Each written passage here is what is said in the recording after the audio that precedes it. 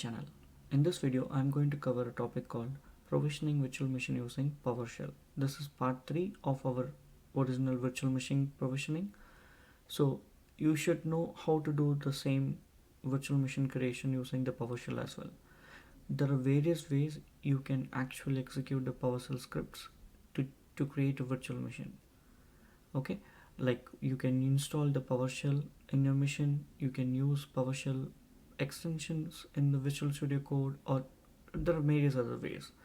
Now, to keep it simple and useful, we will cover a topic which is nothing but the Cloud Shell in the Azure portal itself. Okay, before I go and show you a live demo, I would like to demonstrate the commands that is used for the PowerShell.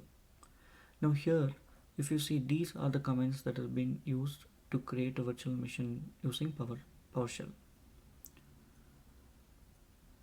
If you look at this, we will be using the module called AZ module. So logically, the process is the same as creating a virtual machine with the Azure CLI.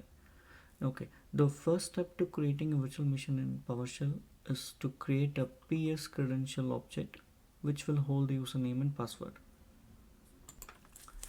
This is used for the credentials for the local administrator account on the virtual machine that is getting deployed. Okay, so to create that PS credential, you define a username and password. Password should match the password requirement from Azure. It should be a complex password. So combination of a capital letters, lower letters, and all those special characters, right? So that should be between 8 and 133 characters long. Now once you need to convert the string password defined here into the secure string, right? So in order to do that, we use the convert to secure string command. Once you have the username and password variable defined, you can create a new PS credential object with new object, specifying the PS credential object type and then passing in the username and password variable as parameters into the new object. So this will allow us to create the credentials for us. Okay, there is another main difference between the CLI and the PowerShell. If you have noticed, in PowerShell, we will be able to open up the port within the create command itself, this command. Whereas in CLI, you need to first create the virtual machine and then you need to explicitly specify the port 3389 to open it. Here, you can directly specify in the same command, which is good. Now, these are the similar commands, like, after that you will get the IP address and then the process is all same. Now, let's get into the demo. I have opened up my Azure portal, and to the right side, if you see here, there is something called Cloud Shell. You click on this and it's going to open up this. Alright, so basically this is asking us to create a storage account. In order for us to execute the PowerShell from Azure portal, we need to have a storage account. Since I don't have a storage account, it's like everything is clean, it's asking me to create. I'm going to go and create it, but don't worry, this is negligibly very small amount, so you can create it. You can go and view the pricing here, but let me go and click on create storage. Okay, storage account is created and the PowerShell is getting connected. Let's wait for a few more seconds. Okay, the authentication is done, all good. Now the difference, again, there is another difference. So if you have noticed in CLI or the PowerShell outside the Azure portal, you need to authenticate yourself before you run any commands. Because we are already authenticated inside the Azure portal, we are directly onto this page. Okay, now let's execute the commands that we have and see how it works.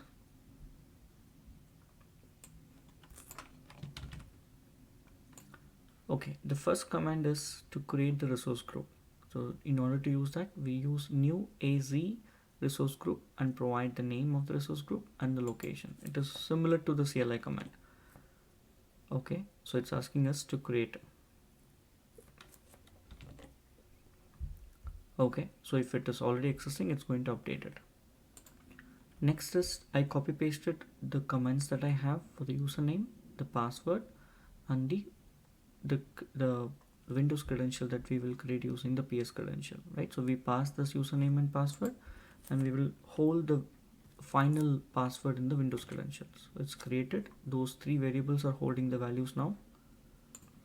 Now the next command is to create the virtual machine itself. I copy pasted the command here, which basically says the resource group that we created, the name of the virtual machine, which is this, and then the image that we are using, which is Windows 2019 Data Center, the credential that we just created above, we are passing it here. And we are also specifying open up the port 3389 for us. Alright, all good. It is executing the resources, so it will be finished in few seconds. Let's wait for it. Okay, after giving a couple of seconds, it has completed. Let's paste the next comment.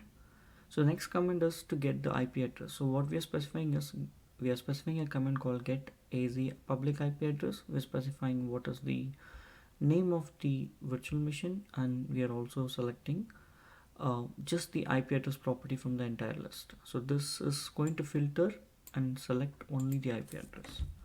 Okay, we'll execute this command. In few seconds we should get the IP address. Great, we got it. The public IP address for this virtual machine is 168.62.173.86. Okay, that's it for this video. Now, this is the third part. As I said, if you want to look at how to create the virtual machine using CLI or the Azure portal, I will provide the link in the description below. You can go and watch it. This is also an important step in your AZ204 examination. So if you're preparing for that, you should practice this. Now let's go and take a look at whatever we created do exist here or not. So if you look at here right now, before we did this, there's nothing here, right? I'm going to refresh this page. See, whatever we created is all here. The same details I have explained in my blog post. I will provide this link also in the description. So basically this is the third part, and this covers step by step of whatever we did. Okay, so now there are 4 parts, and so keep watching my video. The next video is creating virtual machine using ARM template. The ARM template, just to give you a background, this is very important one and been widely used in organization. So, and the exams questions will also be around ARM templates. So don't forget to watch the next video. Thank you. Thanks for watching. If you like my video, don't forget to subscribe my channel, like it, share it, comment it, and never forget to click on the bell icon.